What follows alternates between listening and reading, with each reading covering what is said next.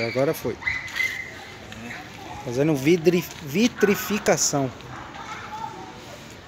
Foi feito o polimento, a cristalização, agora procedimento de Você quer água aí, cara, que não secou embaixo? Não, mas ele tá, o vitrificador segura. Ele é puro, ele tá forte. Olha o código do cabelo do Ricardo, agora de malandro. É malandrão. A primeira moto fazendo vitrificação na sua mão? É, a primeira moto que eu já fiz. Procedimento de vitrificação aqui. Tá vendo como que a peça do carro, ela tá... Da moto, na verdade, ela tá gordurosa, tá vendo? Não.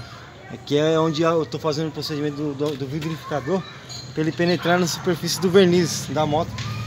Aí no caso, depois quando ele terminar, vai ficar de 3 dias aí sem lavar essa moto para poder criar uma proteção do vitrificador. Ela vai... o verniz da moto vai absorver? Ela vai entrar no verniz e vai virar um vidro. Ah, tá. Churrasqueira? É? Já. Aqui, ó. Aqui, ó, você vem mais próximo aqui, você tá vendo que eu tô penetrando mesmo o vitrificador aqui, tá vendo? Aqui, ó, tá vendo?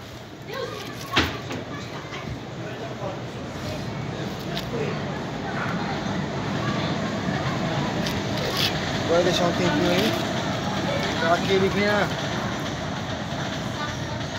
ele venha penetrar aí no verniz da moto, entendeu? Deixa ela monstra.